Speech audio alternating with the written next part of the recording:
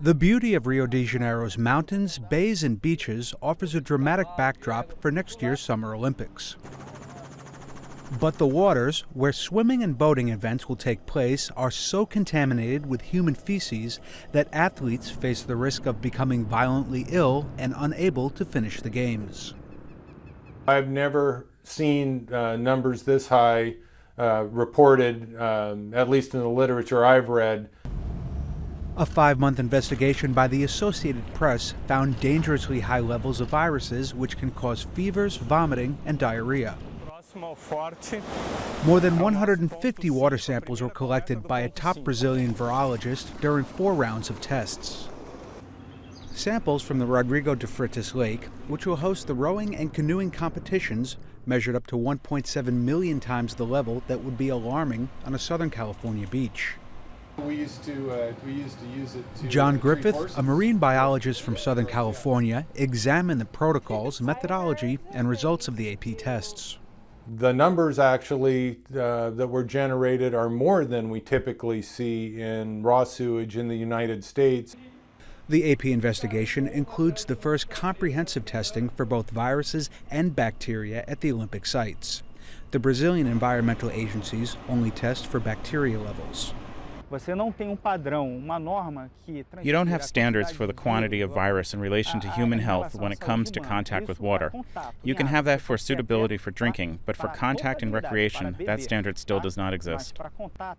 Nearly 1,400 athletes will be sailing in Guanabara Bay, swimming off Copacabana Beach, and canoeing and rowing in Rodrigo de Freitas Lake. Yeah, this is by far the worst water quality we've ever seen in our sailing careers.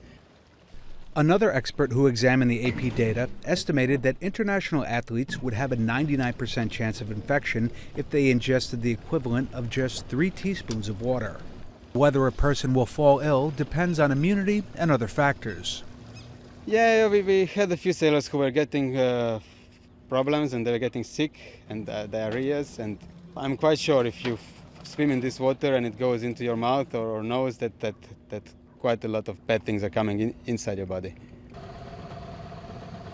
Periodic die-offs leave the competition lake littered with rotting fish corpses. The once crystalline bay is strewn with household debris.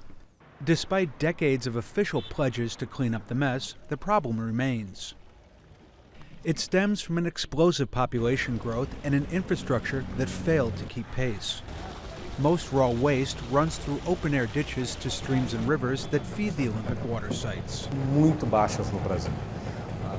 The levels of sewage treatment in Brazil are very low, about 16% to 20% nationwide. Unfortunately, we still have levels comparable to some African nations and to India. As part of its Olympic bid, Rio promised to build 8 treatment facilities. As of now, only 1 has been built. For the Austrian sailors, the best course of action is simply to keep their heads above water. We are doing the best we can, but if you get strong winds, the situation is quite out of your control. You capsize, you swim, and then there's a problem. As the clock ticks down, local officials say there's simply not enough time to clean up the waters ahead of the games. Luke Sheridan, The Associated Press.